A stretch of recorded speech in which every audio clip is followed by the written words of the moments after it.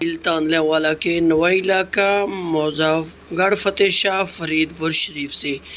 جہاں پر حضور حضرت خواجہ پیر ثنائے محمد چشتی رحمۃ اللہ علیہ کے سالانہ چادر پوشی و غسل کی تقریب کا انعقاد کیا گیا، جس کی صدارت حضرت پیر خواجہ احمد جمال چشتی مدظ العالی و صاحبزادگان، صاحبزادہ پیر نور مصطفیٰ چشتی، صاحبزادہ پیر حسن فرید چشتی صاحب نے کی۔ مزار پاک کو غسل پاک دیا گیا، مزار پاک کو عرق گلاب اور عطر سے غسل دیا گیا اور چادر پوشی بھی کی گئی، پھولوں کی چادر بھی چڑھائی گئی۔ اس موقع پر آپ حضور خواجہ احمد جمال چشتی صاحب نے خصوصی دعائے خیر بھی کی اور دور دراز علاقوں سے آئے ہوئے مریدین کے لیے اسپیشل لنگر کا بھی اہتمام کیا گیا تھا۔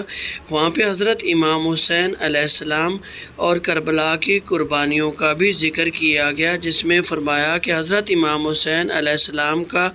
درس ہمیں امن کا درس دیتا ہے۔ کیمرہ ٹیم محمد نواز دانش کے ساتھ صفدر نذیر شاکر، CNN نیوز، فیصل آباد۔